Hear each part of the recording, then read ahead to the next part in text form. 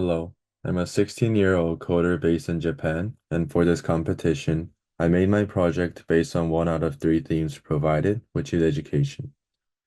I made an educational zoo website using Flask, which uses Python programming language to create web applications. My website consists of two main components, which are the animal information section and the animal quiz section. The backend implemented in Flask app.py handles routing and quiz management while tracking sessions with a secret key.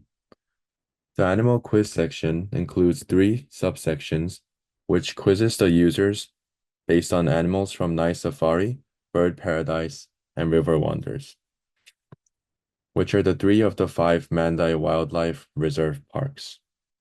The questions of the quiz are stored in three separate Python dictionaries, and the images of the animals are stored in the static directory and assigned separately into three different lists.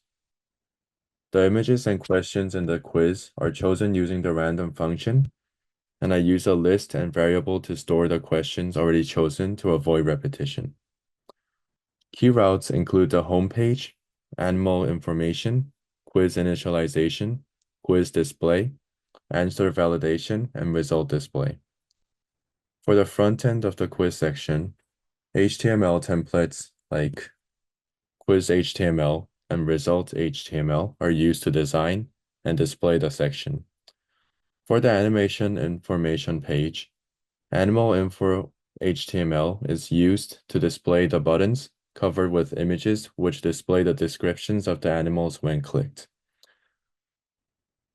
My visit to Singapore Zoo last summer inspired me to make this website since I wanted people to learn about the animals exhibited in each park and possibly be able to identify them. The purpose of my project is to educate people about the animals in Mandai Wildlife Reserve parks and increase awareness of the animals under care of the park.